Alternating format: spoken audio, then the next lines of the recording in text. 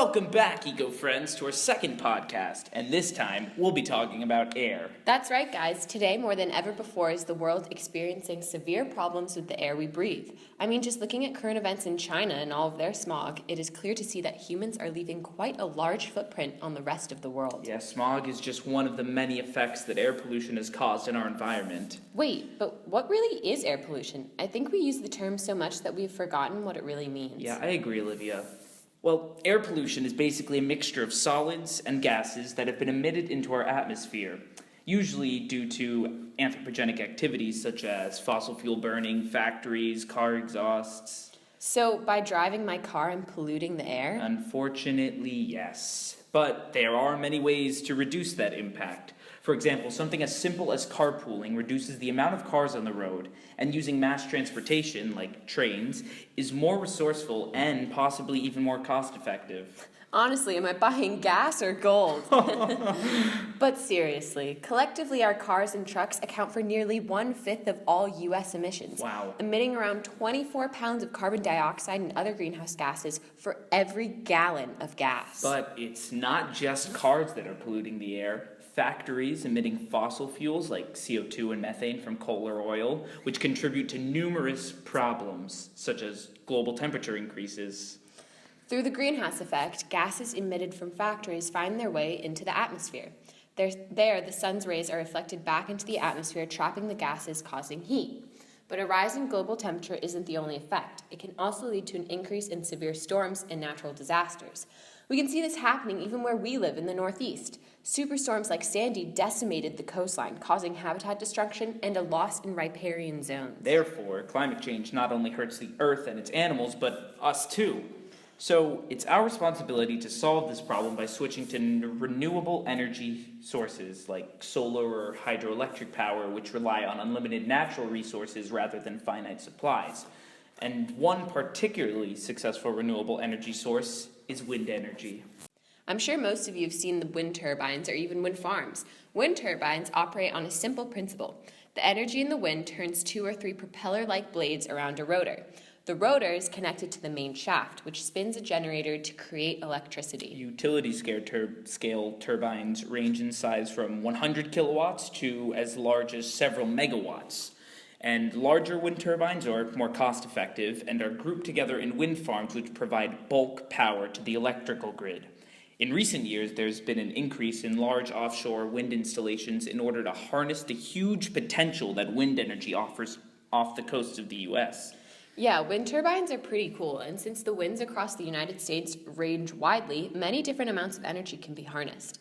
Other benefits include significant contribution to local tax-based revenue, more energy dollars are retained in local economies, and the creation of jobs during the construction phase. But bouncing back to air pollution, there's prevalent issues that we should discuss. Smog is a mixture of smoke and fog, and it's combined of various pollutants consisting of fine particles and ground-level ozone. When fuels are combusted, their gases react with the heat of the sunlight, forming smog. Smog can lead to UV radiation, respiratory irritation, asthma aggravation, and even premature death. In China, actually, smog is constantly present due to the 700 to 800 million tons of coal burned directly in China annually. There's little government regulation on controlling the emission levels, and in 2015, pollution levels measured 40 times more than the recommended safety levels. And ironically, China's coal use continues to rise. But coal isn't just an international issue, it's a domestic issue as well. Just look at Los Angeles in California, which has historically been known to have smog, but in recent years, LA has been able to reduce their amount of smog. To start, the location of LA is a natural pollution trap due to the mountains surrounding the city and temperature inversions which trap the dirty air.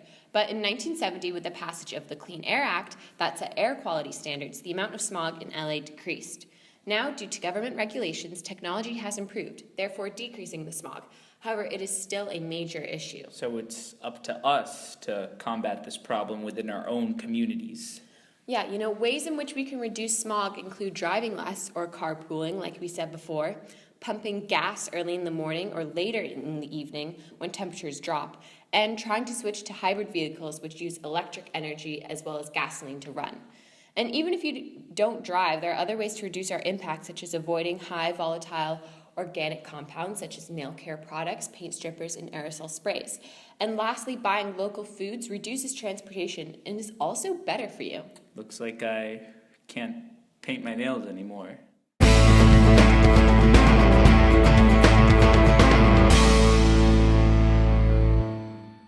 Now it's time for our next segment we like to call How Much Do You Know? Well, we will be interviewing current JHS students on ways that they can conserve water. So what are some ways you conserve water in your own home? Well, for example, while I'm brushing my teeth, I can turn the water off.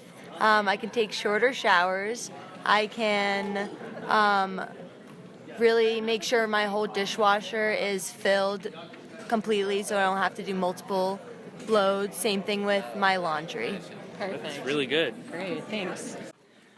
And can you tell us some ways that you can conserve water in your own home? I think if you're taking a shower and you're washing your hair, like whatever you're doing, and you don't need the water, you can turn it off because that saves water, and I know they do that in the military. Oh, very cool. Very interesting. It's a new method. Yes. Thank you, Ansley. Thanks. All right, so what's one or two or a couple ways that you can conserve water in your own home? Never flush the toilet. Okay, how about how about a practical way? When you're waiting for water to warm up, you can take a cup or a jug and fill it up with water and then water your plants with like the lukewarm water. That's a good idea. So you're using everything. Yep. Great. Okay, so what are some ways that you can conserve water in your own home? Well, I know a lot of people wash their cars at their house, but in fact, if you head to a car wash, you could save a lot of water that way. Yeah, that might be more efficient. Good answer. Thank you. Well, that's all our time for this week. Be sure to check out last time's episode if you haven't already. Oh yeah, and get hyped for the next podcast when we discuss land. Can't wait. See you next time, Eco Friends. Bye!